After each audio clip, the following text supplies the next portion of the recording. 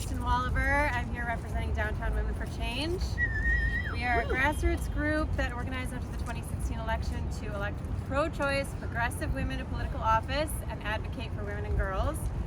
So as you can imagine, the feminization of poverty is an issue that cuts to the heart of what we do.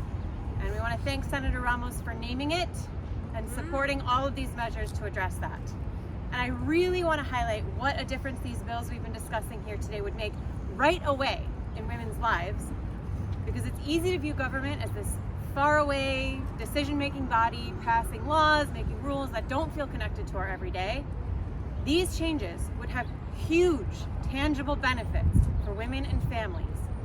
Raising the minimum wage to $21.25 an hour, for example, would mean that minimum wage workers would automatically get a raise slightly over 40%. Now, we all know what a big deal that would be in our own lives, right? Everyone can imagine what a 40% raise would mean. And for women who are more frequently providing the care for children and senior citizens, that increase touches many more lives than just their own. Right now, it is extremely difficult to care for a family in New York, especially in New York City.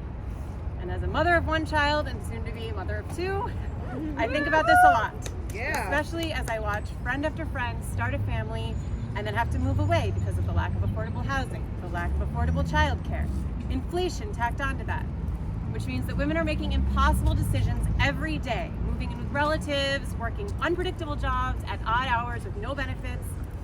And while children are the future is a widely accepted political talking point, there has been little to no effort to actually invest in the kind of stabilizing forces that would indicate real belief in that statement. Yeah. Right, that's right. So when we talk about things like the Mothers and Infants Lasting Change Allowance, which would provide a guaranteed income for mothers for prenatal care and in their child's first year and a half of life, we are talking about New York State putting its money where its mouth is in regards to women and children. It is an investment in healthier moms and kids and means more economic mobility for families. And the Working Families Tax Credit is an even greater difference maker, providing up to $1,500 per year per child. $1,500 a year, that is real money. That is over $100 a month to help offset the cost of things like babysitters, school clothes, and groceries. And that credit gets prepaid throughout the year, which makes a huge difference for budgeting and for steadying uncertain income for women working in the gig economy, for example, which we know is a ton of people.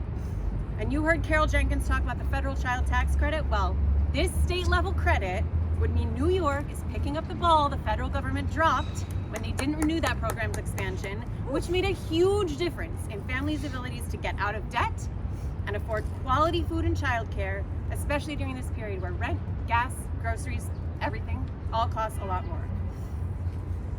Between paid and unpaid labor, such as caring for children and senior family members, women make less and do more.